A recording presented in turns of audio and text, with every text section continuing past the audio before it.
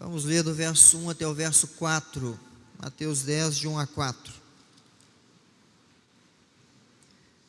Vamos ler juntos, com vigor. Leamos então. Tendo chamado os seus 12 discípulos, deu-lhes Jesus autoridade sobre os espíritos imundos para os expelir e para curar toda sorte de doenças e enfermidades. Ora, os nomes dos 12 apóstolos são estes: primeiro, Simão, por sobrenome Pedro, e André, seu irmão, Tiago, filho de Zebedeu, e João, seu irmão, Filipe e Bartolomeu, Tomé e Mateus, o publicano, Tiago, filho de Alfeu e Tadeu, Simão, o Zelote, e Judas Iscariotes, que foi quem o traiu. Amém. Vamos orar novamente.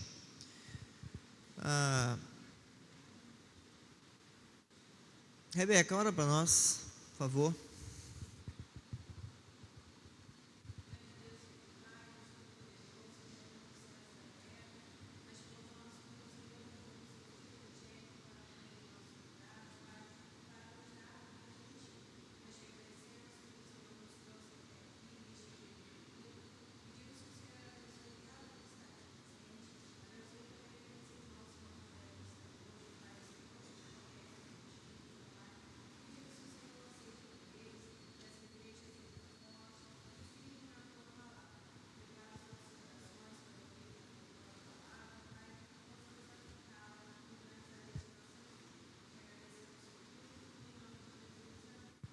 Amém. Nossa sexta lição hoje, lição de número 6 da nossa abordagem aqui, nosso curso, que tem como tema como Jesus governa a sua igreja. Como eu disse no início, eu me apropriei deste tema, que é título de um livro, mas só o tema mesmo e alguns insights do autor. O restante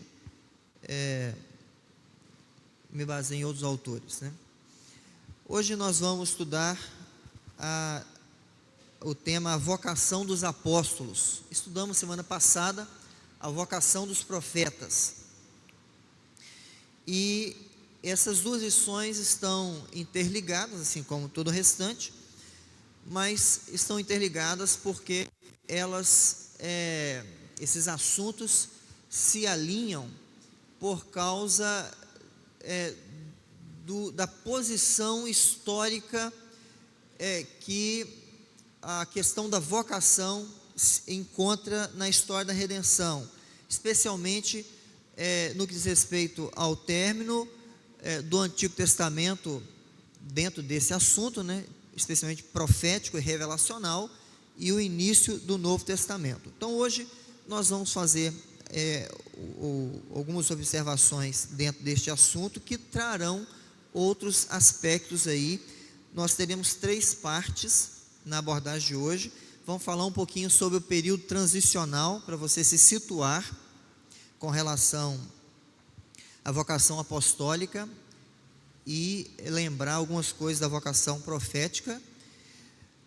Nós vamos falar sobre a vocação apostólica especificamente, e depois vamos falar acerca do período neotestamentário, de como Jesus governa hoje a igreja, né, o governo e o serviço da igreja a partir desse período aí de transição, tá? Bem, é muito comum a gente tratar ou ouvir aqueles que tratam essa mudança testamentária de forma abrupta, uma ruptura, assim, um corte rápido, né, como diz aí a brincadeira da Tramontina, grosseira até, como se um ciclo se encerrasse e o outro iniciasse sem uma transição, sem uma continuidade, e nisso muitos pecam porque fazem esses grupos acabam fazendo o que no início nós falamos, daquela separação não bíblica, né, de lei e graça. Um fala da lei, o outro fala da graça. A lei é coisa do Antigo Testamento, graça é coisa do Novo Testamento. Essa é uma ideia que é formulada pelo pensamento de que o Antigo Testamento se encerra, começa o Novo, e não há uma transição, não há elo, ou não há ligação, o que foge, inclusive, ao que permeia ou liga toda a Escritura, que é a perspectiva da aliança, né? Lembrando que nós já falamos, quando estávamos falando sobre a revelação verbal, que toda revelação verbal ocorre dentro do ambiente da aliança, tá? Toda revelação é para a aliança, para o povo da aliança, é dentro deste ambiente. Então, a aliança percorre toda a Escritura e tudo ocorre dentro deste ambiente. Então, fazer uma ruptura grosseira, sem entender essa transição natural, leve, coerente, faz com que haja uma série de más interpretações que se vê, de textos importantes, inclusive, surja todo tipo de movimento e má apropriação de termos e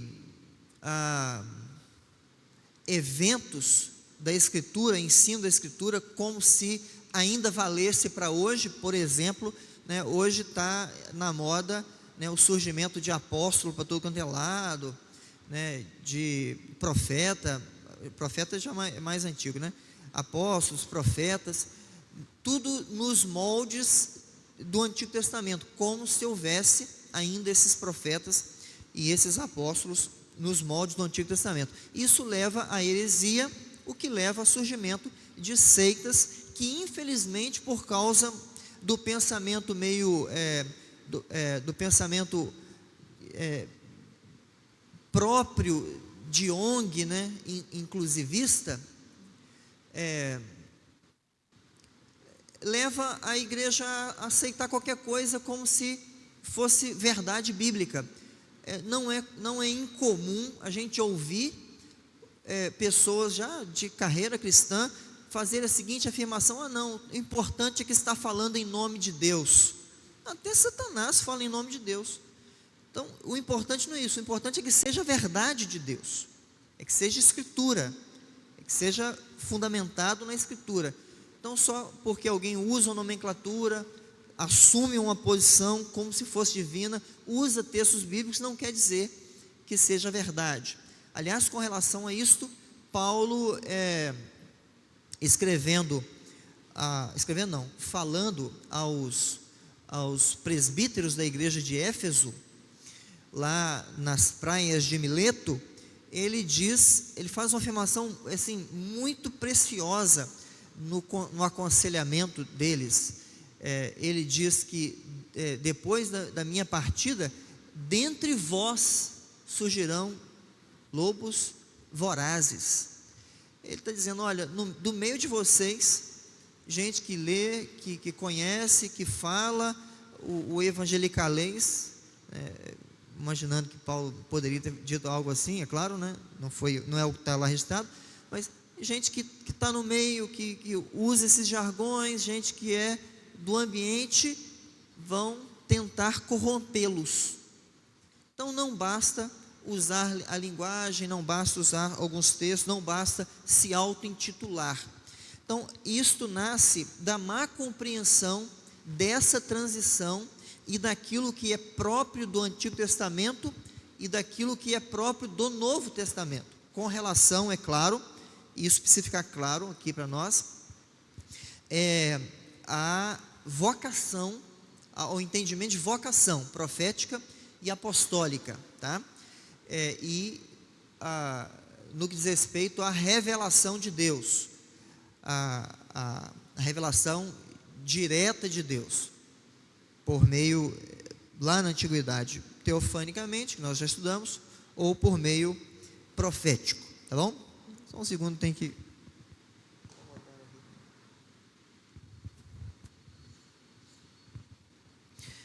Ok. Então, o assunto de hoje é importante para que a gente identifique as heresias, fuja delas e não caia nós mesmos no erro de interpretar mal e afirmar coisas que não são verdade com relação a este assunto. Nós tentaremos então hoje lançar um pouco de luz sobre esse assunto sem nenhuma pretensão de esgotá-lo ou responder todas as questões que estão envolvidas aqui, tá bom? Vamos tentar lançar um pouco de luz sobre esse assunto e começar a pavimentar esse caminho aqui. Bem, o período transicional, o que é isto? O período transicional é o período em que há a transição natural e leve, sem rupturas duras e grosseiras entre o Antigo e o Novo Testamento. É o momento em que o Antigo Testamento começa a se encerrar por causa do surgimento novo.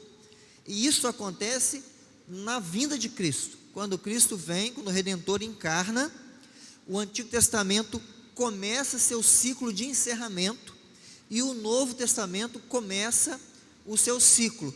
A igreja, no âmbito nacional, a igreja no estágio de nação, que nós estudamos lá na primeira lição, lembram?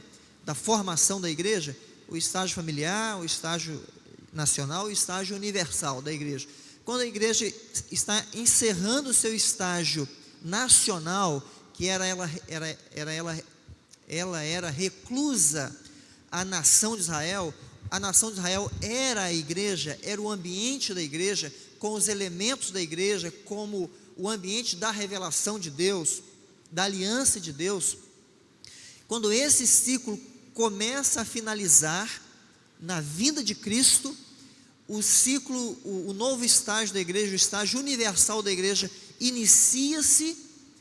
Esses dois momentos caminham juntos ainda aí por pelo menos um século, ou quase um século, tá? O Antigo Testamento se estende por quase um século no que diz respeito à vocação e revelação, tá? E o Novo Testamento caminha junto, né? Segue seu curso. A igreja começa a ser plantada de forma universal, os gentios começam a ser incluídos na igreja, a redenção, o evangelho começa a ser pregado, trazendo à luz aquilo que Paulo chama de mistério em Cristo. Nós vamos citar alguma coisa disso ainda à frente. E o Antigo Testamento vai paralelamente a isto, mantendo os seus aspectos revelacionais por meio de vocação. Vocês vão se lembrar que na semana passada nós fizemos uma abordagem, um apontamento sobre o problema do mau entendimento e do mau uso do termo vocação. Fulano é vocacionado, né? Vocação é um chamado direto, é um vocativo. Então, nesse aspecto profético, foi o que nós tratamos semana passada, e é o que acontece no que diz respeito aos apóstolos. Esse termo só pode ser usado, restrito ou circunscrito a estes dois grupos, porque foram chamados de forma direta, e o uso indevido pode levar a folclores no meio da igreja. Eu até usei o exemplo da questão pastoral. Há um chamado? É claro que há vários, mas só que passa por várias peneiras aqui. O pastor, por exemplo, é um presbítero, e aí esse chamado, ou essa suposta vocação não semelhante à do Antigo Testamento, que caminha por esse período do período de transição, inclui vários elementos. Os dons, ele precisa ter dons para o presbiterato ou o pastorado, ele precisa ter o testemunho interno no coração, né? ele precisa desejar, Paulo fala que tem que aspirar o episcopado, ele precisa ter o testemunho da igreja, a igreja tem que confirmar seus dons e sua aptidão, a igreja precisa chancelar isso com relação às qualificações morais, e então há uma confirmação de possibilidades, o caminho é pavimentado, tudo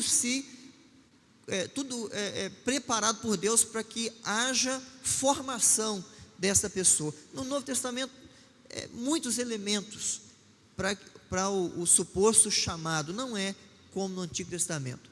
Deus chamava, ele ia lá e chamava a pessoa. Isso é vocação veterotestamentária que caminha por esse período transicional. Então, neste período aí do ano 1 ao ano 100, mais ou menos, né, há a extensão do Antigo Testamento, ao mesmo tempo que há a inauguração do Novo Testamento.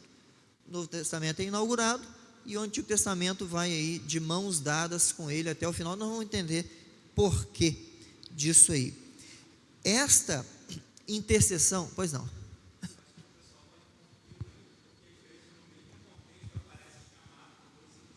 Sim. Uhum. Sim. Sim. Sim. Eu até vou citar um texto de Coríntios mesmo, que fala disso. Há mesmo, Paulo usa essa linguagem para a igreja e usa essa linguagem para ele. Isso confunde, está correto. Ou pode confundir, né?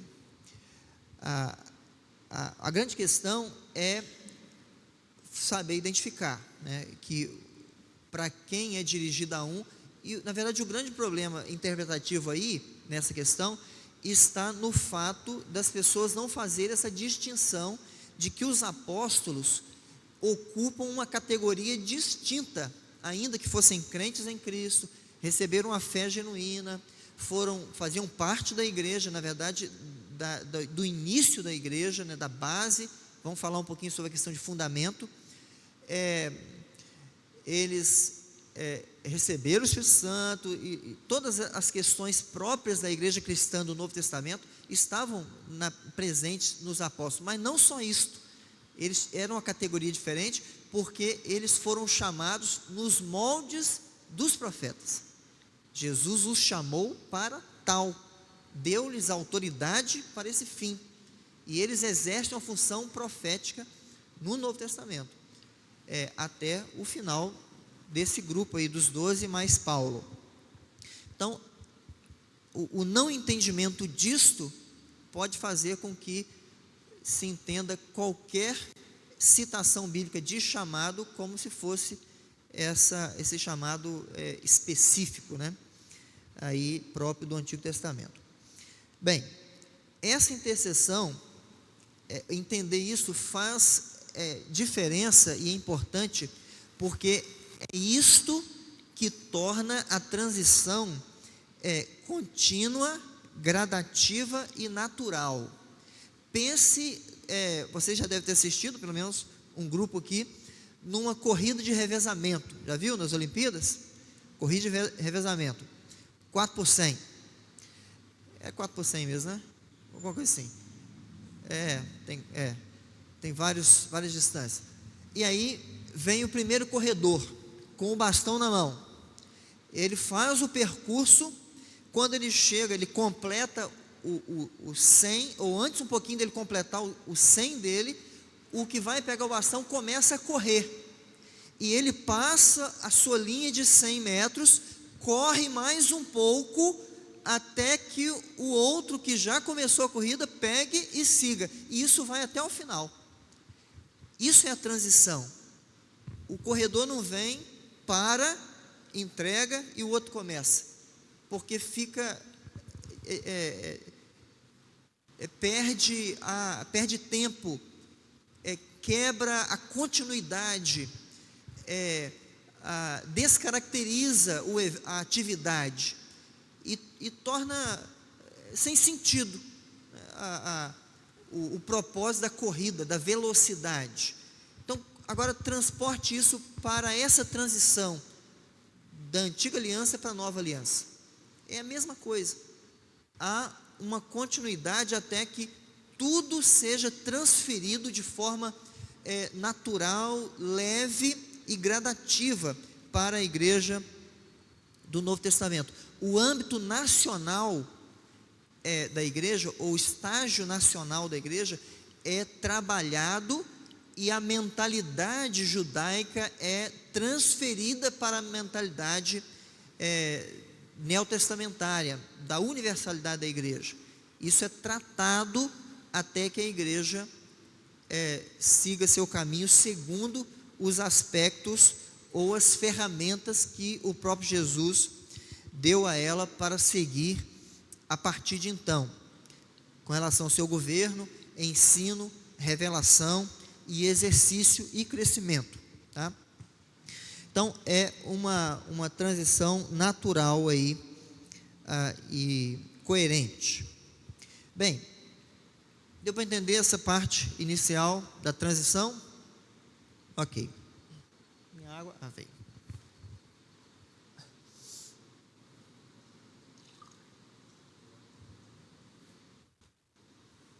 Foi por pouco, hein? Se a água não tivesse chegado, a gente ia ter que terminar. Boca secou aqui.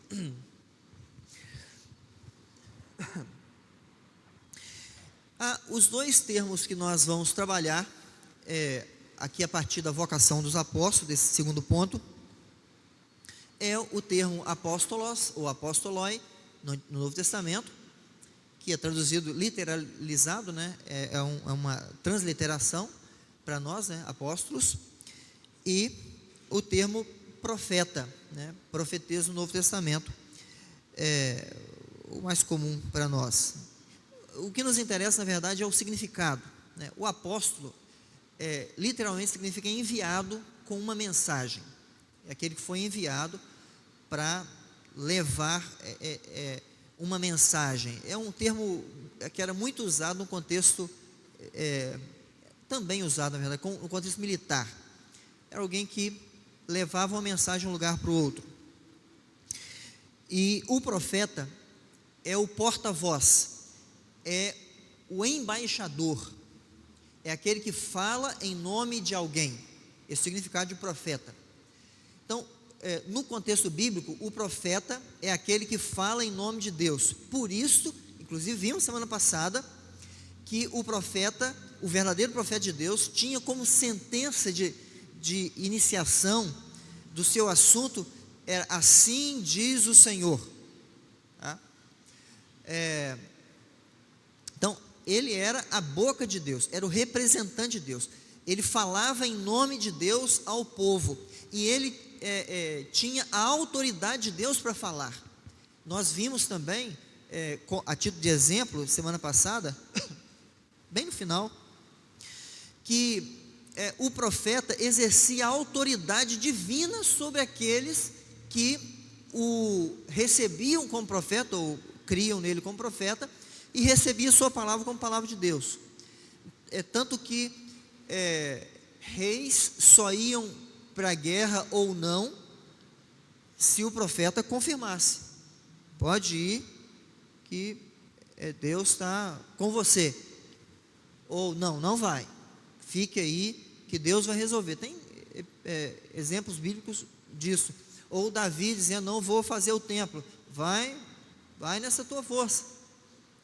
Aí volta: não, Deus mandou falar, você não vai fazer o templo. E ele não faz o templo. Por quê? O rei obedecia a voz profética, porque o profeta era a voz de Deus. Ele falava em nome de Deus, era Deus falando, certo? Então, o profeta no contexto bíblico, era o porta-voz do Senhor. O apóstolo, no contexto bíblico, é o enviado para proferir a mensagem. Isso se alinha, né, nessa questão neotestamentária, porque o apóstolo são os herdeiros naturais do ministério profético nos moldes do Antigo Testamento. Então, quando alguém hoje, e fiz esse exercício também semana passada, no final, quando alguém hoje se levanta e diz que é um profeta com uma mensagem de Deus para nós, para você, para a igreja, ou para quem quer que seja, este está se apropriando de algo que não mais existe hoje, ou tentando se apropriar. Isso é má fé, desonestidade, porque ele está dizendo que ele tem a mesma vocação que os profetas do Antigo Testamento tinham e que os apóstolos tinham. Pode ser por má interpretação do que a Bíblia chama de dom profético, mas é um engano. E quando alguém recebe isto, por mais convincente que seja, a igreja deve rejeitá-lo, porque quando alguém recebe tal coisa, ela está rejeitando Cristo como profeta. Lembrando que a vocação profética, segundo o Antigo Testamento, que continua por um período no Novo Testamento nos apóstolos, essa vocação profética fazia parte dos ofícios de Cristo, ou do ofício profético de Cristo. Era um tipo de Cristo. O profeta era um tipo de Cristo.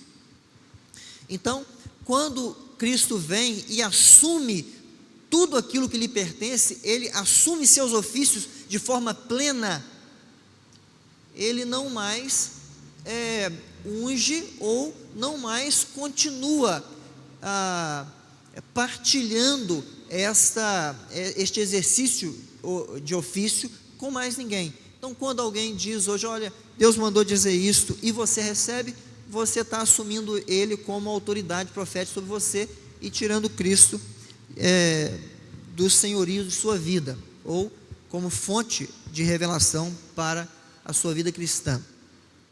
Então, os apóstolos são os herdeiros naturais do ministério profético nos moldes do Antigo Testamento. Eu quero que você abra aí, pois não.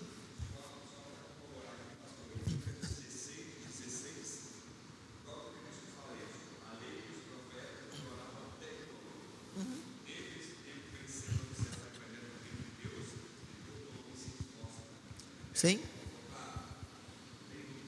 Sim?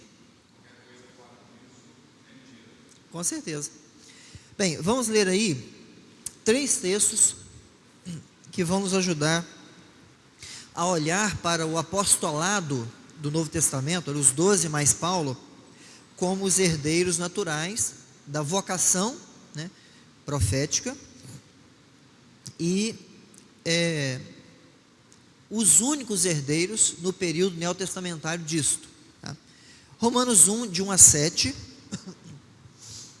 Lucas 11, 49 e Mateus 23, 34.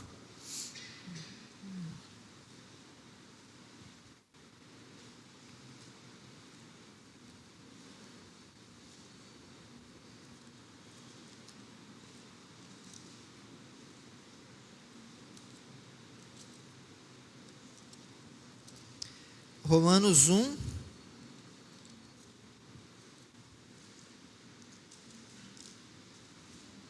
de 1 a 7. Veja aí, eu vou ler, você acompanhe, depois a gente lê os outros juntos. Paulo, servo de Jesus Cristo, chamado para ser apóstolo, separado para o evangelho de Deus, o qual foi por Deus outrora prometido por intermédio dos seus profetas nas sagradas escrituras, com respeito a seu filho, o qual, segundo a carne, veio da descendência de Davi, e foi designado filho de Deus com poder, segundo o Espírito de santidade, e pela ressurreição dos mortos, a saber, Jesus Cristo nosso Senhor, por intermédio de quem viemos a receber a graça e apostolado por amor do seu nome, para obediência por fé entre todos os gentios, de cujo número sois também vós chamados para serdes de Jesus Cristo. A todos os amados de Deus, que estáis em Roma, chamados para seres santos, graça a vós outros e paz da parte de Deus, nosso Pai e do Senhor Jesus Cristo. Neste texto, Paulo se coloca como herdeiro ou como aquele que daria continuidade ao ministério profético que até então havia falado sobre Jesus, e este mesmo Jesus o chamou para continuar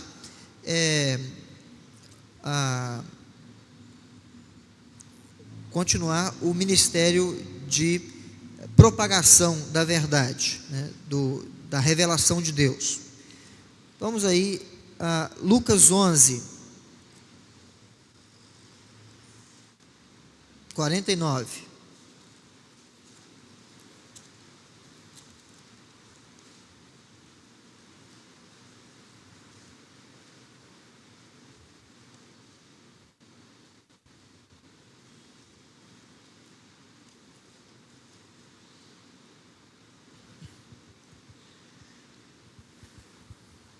Que Jesus, rebatendo os intérpretes da lei, ele diz lá, vamos lá juntos. Por isso também disse a sabedoria de Deus: enviar-lhe-ei profetas e apóstolos, e a alguns deles matarão, e a outros perseguirão. Jesus está dizendo para os fariseus, escribas, isso aí, é uma citação do Antigo Testamento: enviar-lhe-ei profetas e apóstolos. É uma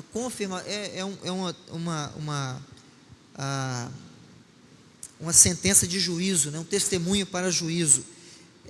Mateus 23, 34 faz um paralelo com esse texto aqui. Volte aí, Mateus 23, 34.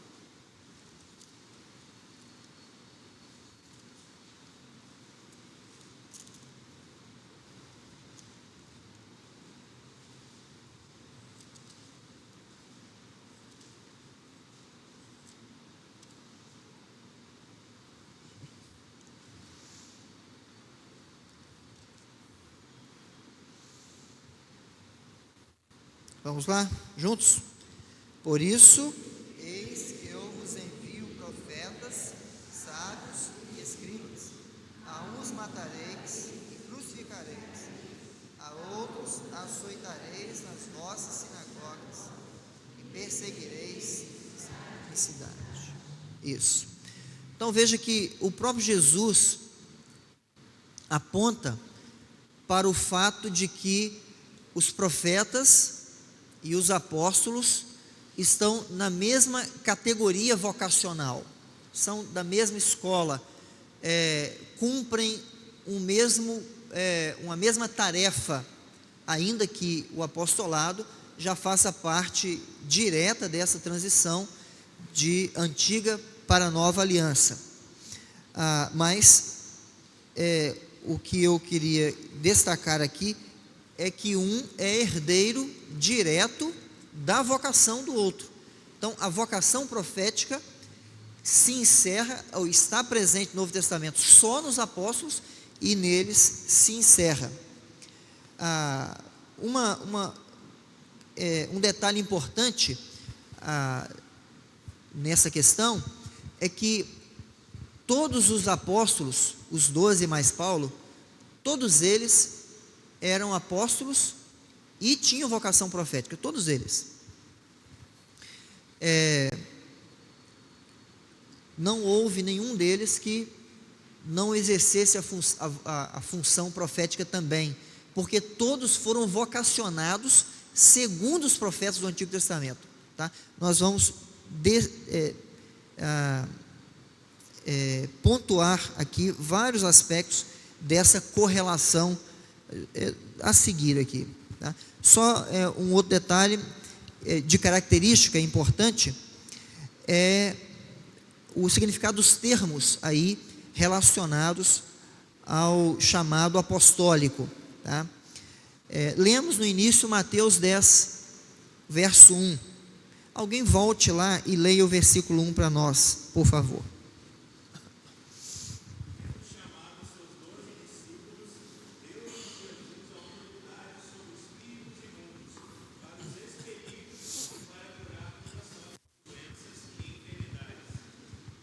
Isso. Essa palavra aí, chamados, é proskaleomai. Ela significa um chamado direto para alguém que é enviado ou que recebe daquele que o chama autoridade. Então não é diferente, por exemplo, do chamado para a redenção. Todos nós fomos chamados, né, como nós costumeiramente falamos, uma expressão teológica, é o chamado eficaz, né, ou a vocação eficaz, o vocativo à redenção. Todos nós recebemos esse chamado, irresistível. O Espírito Santo agiu no nosso coração, e é assim que ocorre o nosso chamado.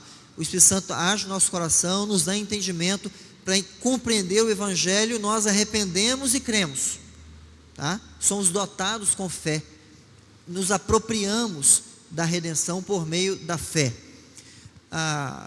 Não é esse o caso aqui do proskaleomai. Aqui é um chamado no qual aquele que chama confere autoridade ao que foi chamado, para um exercício específico, tá? Então, é o caso dos discípulos aí. Eles foram chamados para serem discípulos, e outros textos diz que eles foram chamados para serem apóstolos. O próprio Jesus faz essa distinção. Vamos ler a semelhança desse texto, Atos 13, verso 2 e 16, verso 10. Quem achar pode ler.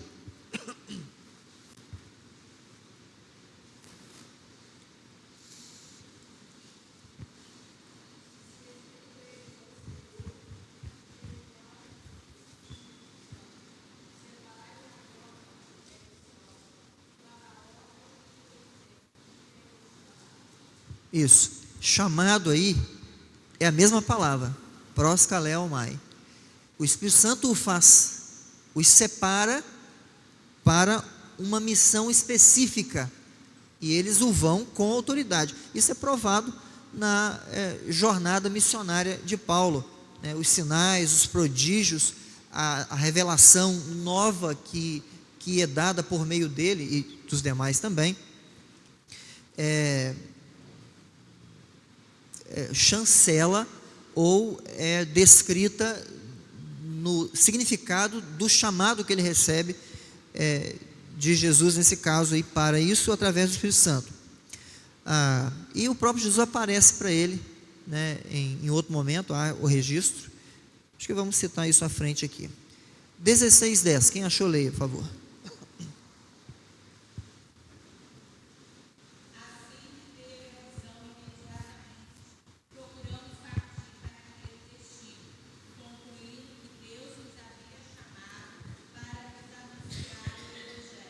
Isso, mais de um elemento aqui, né, na vida de Paulo.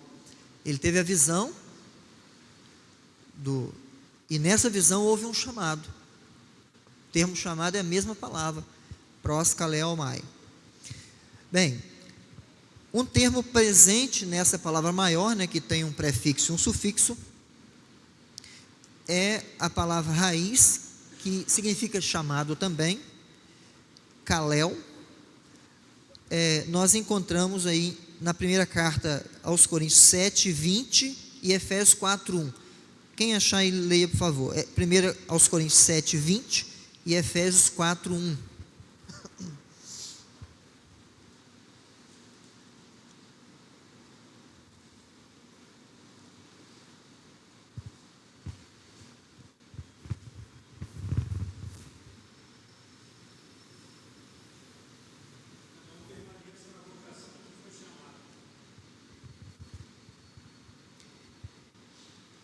Esse é 7:20, ok. Cada um permaneça na vocação que foi chamado, ok.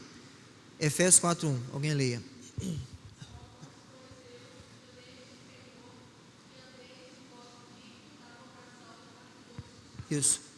Isso aí é para a igreja. A raiz está lá em proskaleomai, né? O kalel está lá, tem um prefixo pros e omai no final do primeiro termo, mas aqui é um chamado para a redenção, ou para o exercício dos dons da fé. Isso é para a igreja. É um chamado que não conota, nesse caso específico, a autoridade para exercer qualquer tipo de governo ou revelação ou coisa assim. Vamos ler 1 Coríntios 1, 26.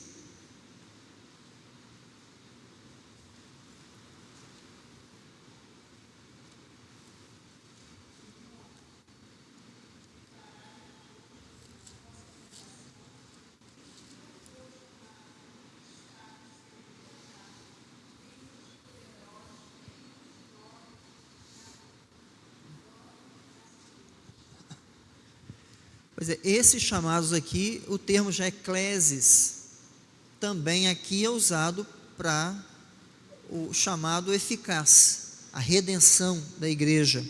É uma fala de Paulo aos crentes da igreja de Corinto. O que difere a vocação apostólica / profética da vocação da igreja para a redenção é que uma é revestida de autoridade, poder e mensagem direta de Deus, direta, que vem de Deus para a igreja, uma nova mensagem. A outra é um chamado para ser incluído no corpo da igreja, para ser posta sob o fundamento, não para lançá-lo. A diferença está aqui. A vocação apostólica é uma vocação fundamental, ou para a fundamentação. A vocação dos santos é para a edificação sobre o fundamento. Essa é a diferença, tá? Uma é feita pelo próprio Jesus com autoridade, poder e mensagem. A outra é com dons, é com responsabilidade e todo o aparato para o exercício da vida cristã, de forma ordinária. Existe então uma forte relação, e nós vamos fazer 6 apontamentos disto, entre os profetas do Antigo Testamento e os apóstolos do Novo Testamento, tá?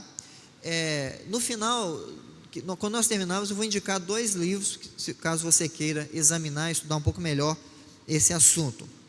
Um deles, aliás, os 2 eu estou usando aqui, usei bastante na preparação aqui. A correlação entre profetas do Antigo Testamento e os apóstolos do Novo. A primeira correlação é a revelação direta de Deus.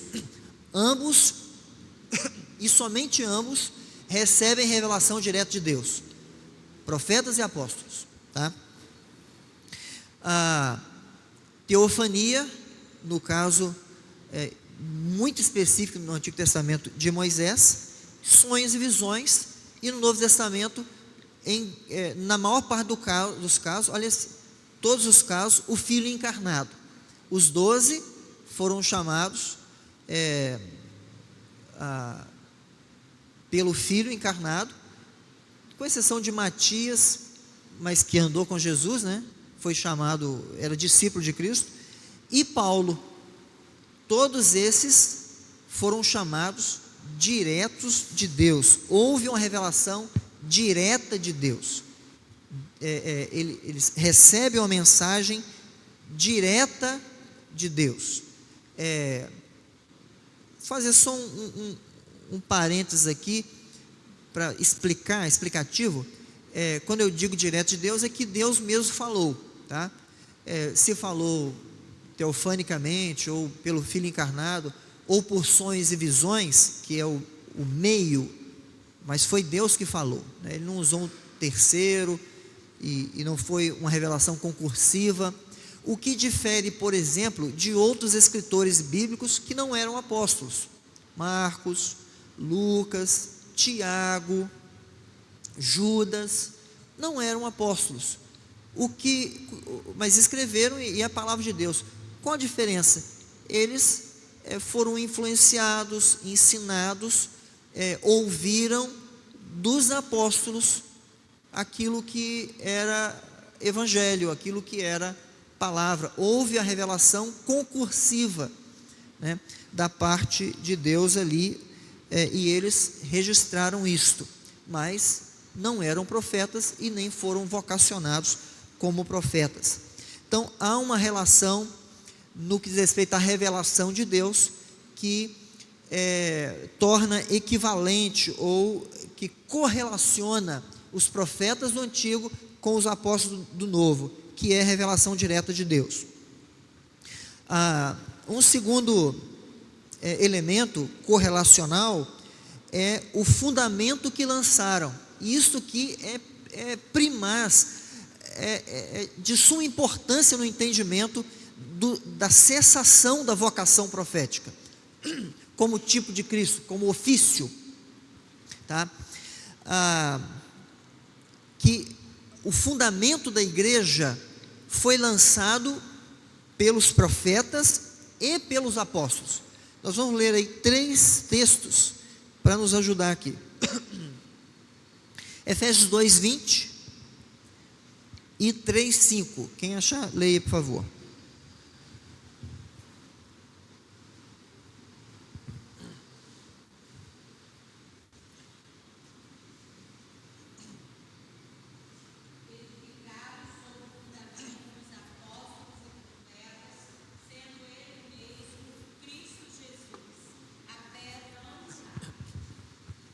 Certo?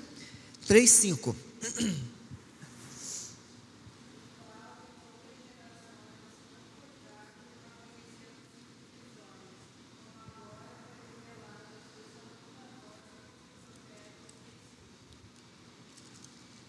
Isso. Agora, 2 de Pedro 3:2.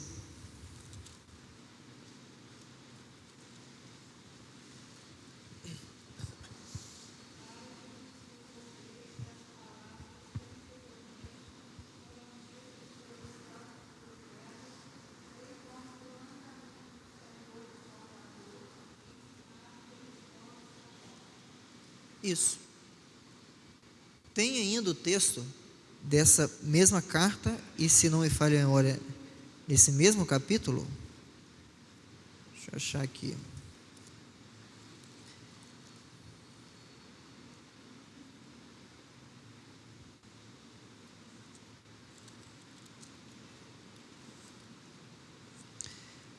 Que eu fiquei tentando lembrar outro dia, na quinta-feira, né? Segunda de Pedro 3,16, diz: ao falar acerca desses assuntos, como de fato costuma fazer em todas as suas epístolas, nas quais há certas coisas difíceis de entender, que os ignorantes e instáveis deturpam, como também deturpam as demais escrituras para a própria destruição deles. Pedro está falando de Paulo aqui, dizendo que a revelação registrada por Paulo é palavra de Deus, tanto quanto a que é registrada no Antigo Testamento, pelos profetas.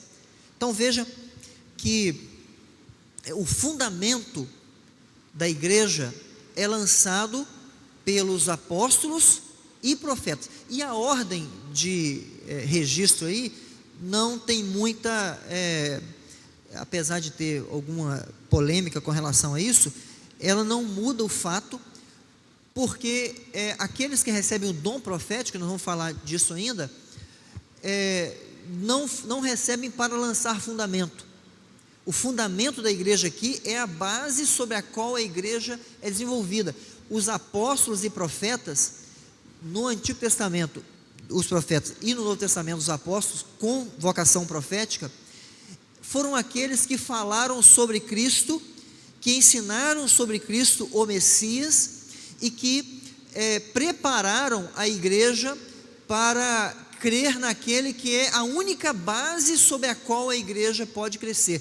Nesse mesmo texto lido aí de Efésios 2:20, é dito que Jesus é a pedra angular, e esta pedra angular é o fundamento lançado pelos profetas e pelos apóstolos.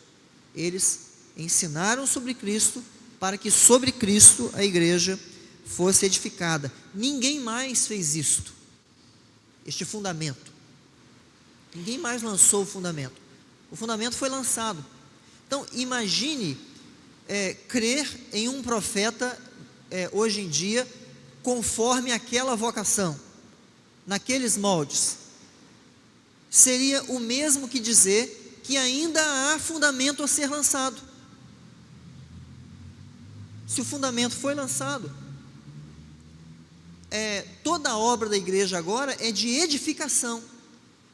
No capítulo 4 aos Efésios, que nós citaremos mais adiante, Paulo faz uma lista dos dons da igreja, o que difere um pouco do que ele diz aqui no capítulo 2, o fundamento dos apóstolos e profetas é diferente lá dos dons de apóstolo e profeta, que cita, né, no capítulo 4. Lá ele diz que os dons foram dados para a edificação da igreja, para o seu crescimento, a estatura de Cristo, para que eles alcancem a perfeita varonilidade.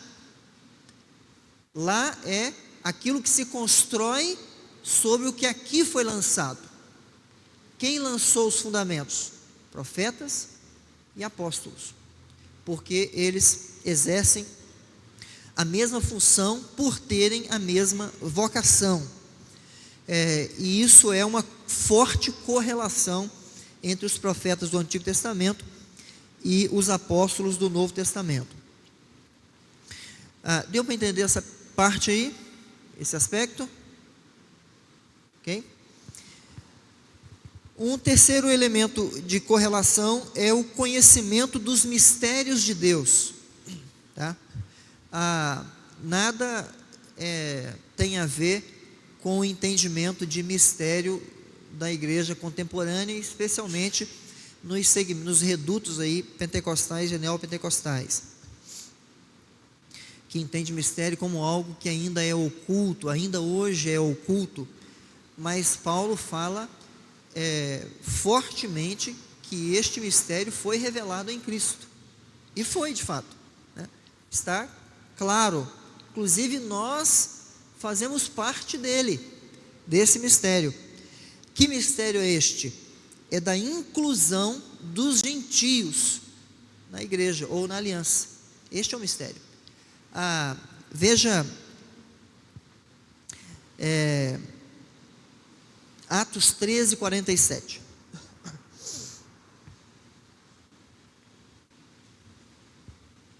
Outra pessoa leia Isaías 49, 6.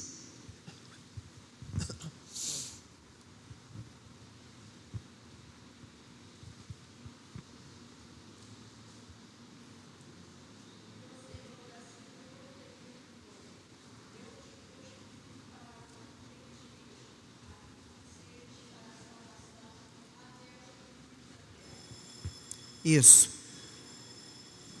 Isaías 49, 6.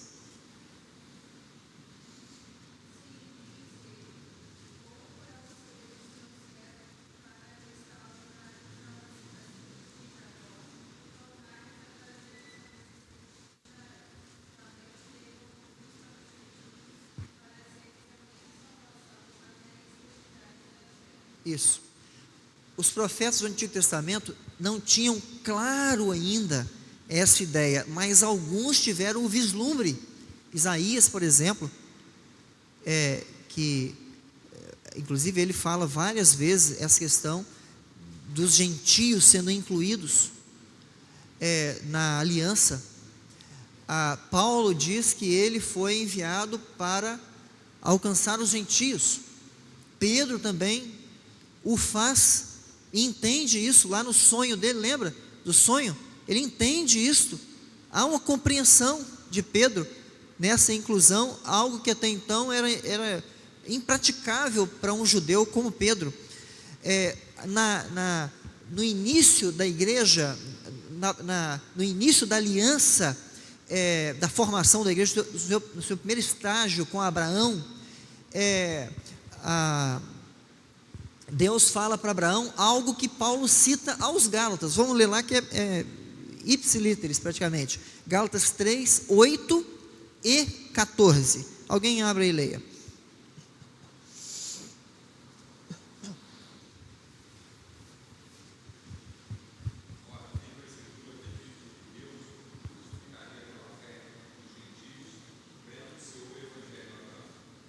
Isso está lá.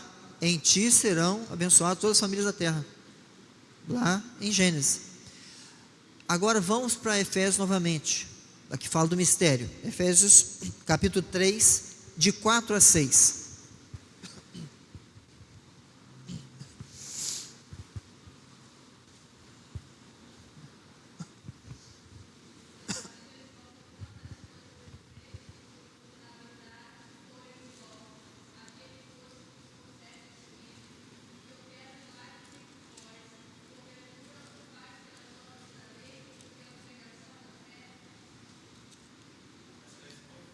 Efésios 3,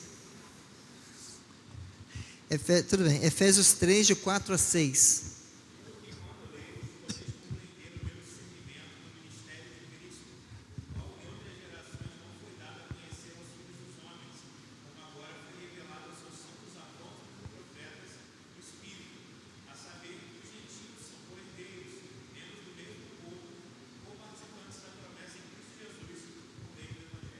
Olha que legal. Os apóstolos e profetas foram quem receberam da parte de Deus, e isso se relaciona fortemente, a revelação de que os gentios eram co-herdeiros da promessa. Esse é o mistério. O verso 4 diz, pelo que quando ledes, podeis compreender o meu discernimento do mistério de Cristo, que em outras gerações não foi dado a conhecer, aos filhos dos homens, foi revelado aos seus santos apóstolos e profetas, a saber, qual mistério? A saber que os gentios são co-herdeiros e membros do mesmo corpo, e co-participantes da promessa em Cristo Jesus, por meio do Evangelho.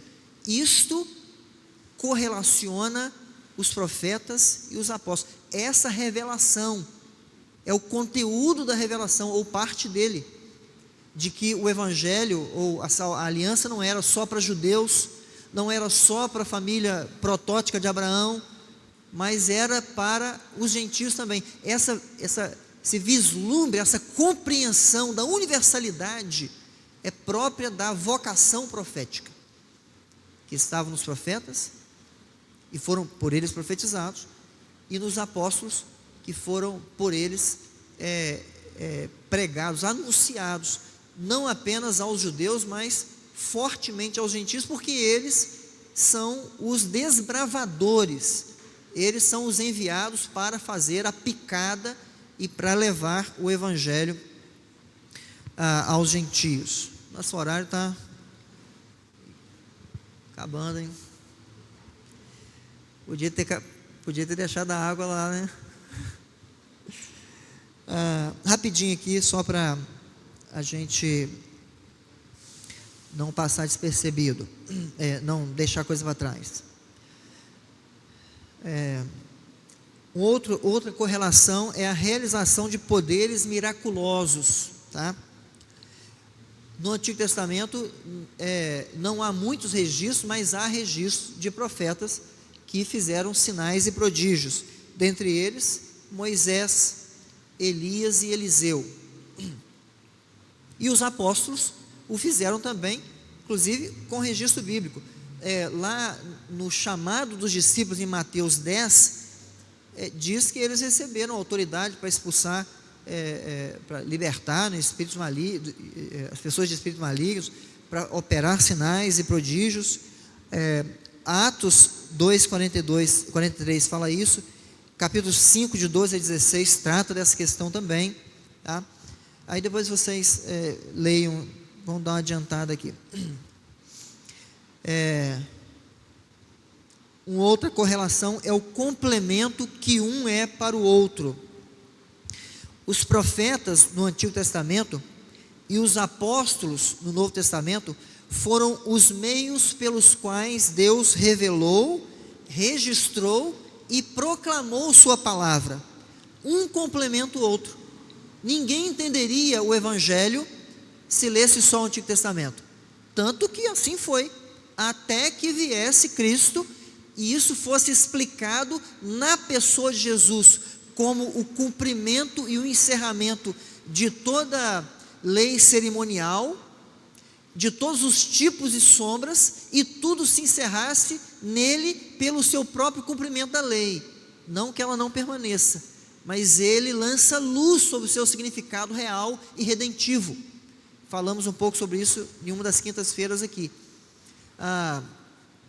Então, veja que o Novo Testamento, inclusive tem uma frase, né, no contexto da Igreja Reformada, sobre essa questão do Antigo, da relação entre os dois, é que o Novo Testamento está latente no Antigo e o Antigo está patente no Novo. Um mostra claramente o significado do outro. O Novo está escondido no Antigo, porque há Evangelho no Antigo Testamento, e o Antigo Testamento está claro no Novo, porque o Novo é a interpretação clara daquilo que foi revelado no Antigo, que tem como centro Jesus. Então, eles se complementam no seu exercício revelacional. E a última correlação é o término da função. Eles lançaram o fundamento, todo o fundamento foi lançado pelos profetas e pelos apóstolos. O que resta para a igreja é edificar sobre o fundamento. Não há mais fundamento a ser lançado. Todo ele foi lançado. Toda a escritura foi dada. O pensamento, portanto, que possa existir profetas e apóstolos nos moldes do Novo Testamento, do Antigo Testamento e dos 12 apóstolos e Paulo, é temerária e longe da verdade. Tudo o que os apóstolos e profetas fizeram já está terminado. Tudo que a vocação profética exigia que se cumprisse, por isso foi dada, já foi concluído. Então, esta vocação profética, nos moldes do Antigo Testamento, se encerram perto do ano 100 do Novo Testamento, no ministério e vocação apostólica. Eles eram apóstolos, mas também eram profetas, como no Antigo, por causa da necessidade de concluir a revelação com a autoridade de quem pode falar em nome de Deus. E quem podia falar em nome de Deus é aquele que por ele foi vocacionado, portanto, os apóstolos. Qualquer um depois disso que diga eu sou apóstolo, eu sou profeta, é um enganador e deve ser rejeitado. Há apenas uma explicação que merece aqui, eu deixaria para a próxima semana, mas eu vou fazê-la para vocês e com esse pensamento fechado já.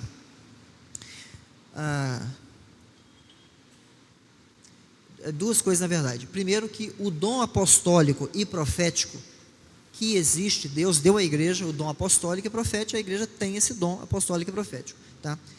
Nada tem a ver com o ministério já encerrado no primeiro século da igreja. O dom apostólico nada tem a ver com a vocação apostólica. O dom profético nada tem a ver com a vocação profética, nada tem a ver, é coisa diferente, tá? Um era revelacional e tem todos os detalhes do chamado, da confirmação, etc. Tal. O outro é para edificação da igreja, não fundamentação. Faça essa diferença na sua mente. Um é para fundamentação, outro é para edificação. E Paulo fala isso no capítulo 4 aos Efésios. Um outro detalhe importante é que o exercício do apostolado, ou o significado do apostolado, de forma geral, do termo, é aqueles que eram enviados, lembra? Eram enviados com a mensagem, eram os desbravadores, e os apóstolos exerceram isso, né? O dom também, eram desbravadores, eles iam nos lugares, nas cidades, onde não tinha nada, onde só tinha idolatria, e começavam o trabalho. Quem faz isso hoje na igreja? Missionário. A gente só chama quem tem dom apostólico de outro nome, mas é um missionário, certo? E a gente não chama de apóstolo por questões óbvias, né? Para evitar, como diz o outro, a fadiga. O Jaiminho, né? Para evitar a fadiga, evitar o problema. Mas o dom ainda está presente. São aqueles que vão abrir caminho, fazer a picada, vão derrubar o matagal para ser trabalhado, né? Para ser desenvolvido, tá? Bem, dito isto, e o dom profético é aquele que expõe a escritura já revelada. Nós vamos trabalhar isso melhor em outro momento. Dito isso, nós vamos encerrar. Ficou um ponto a abordar, mas ele vai ser usado num estudo subsequente, tá bom? Eu incluo como introdução. Então não deixe ninguém enganar você com relação a isso, tá? E sinais ou supostos sinais, milagres ou supostos milagres, não tornam hoje ninguém profeta ou apóstolo, porque, como nós estudamos já, o que torna alguém profeta é a sua vocação, com todas as confirmações que a Bíblia traz. O que tem que ficar na nossa mente é o que Jesus ensina sobre essa questão aí de ver, né? Mais bem-aventurado é os que não viram e creram, tá? Nós não precisamos ver para crer. O nosso próximo estudo, que não será domingo que vem estarei nas congregações, vai ser no quarto domingo, vai ser sobre unção. Nós vamos ter um estudo sobre unção, estudar sobre o que é unção, segundo a Escritura, não segundo o que a turma diz aí, né? Que uns são, outros não são, né? Não é isso não. E o que eles chamam de unção do Espírito, nós vamos ver se é bem assim, se não é assim, tá bom?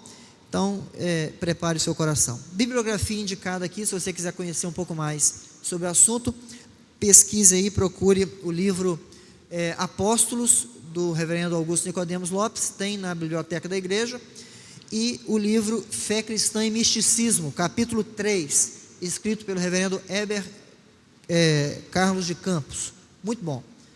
Eu não sei se tem na biblioteca, mas dá para conferir, tá bom? Deus te abençoe, tenha um restante de dia sob a graça, nós vamos orar, e espero vê-lo à noite para o nosso culto de adoração ao nosso Deus. Vamos ficar de pé? Para a nossa oração e encerramento. Nosso Deus e Pai, bendizemos o Teu nome, por esse momento de crescimento, edificação, estudo. Confirme em nosso coração a verdade do Evangelho e nos ajude a compreender o Teu ensino, a verdade que fundamenta a nossa fé, a fim de que tenhamos uma fé saudável, frutífera, vigorosa e livre, ó Deus, dos enganos que a todo momento surgem para tentar nos desviar da verdade. Guarda-nos, ó Pai, e nos faça crescer segundo a vontade do Senhor, para a glória do Senhor, em nome de Jesus. Amém.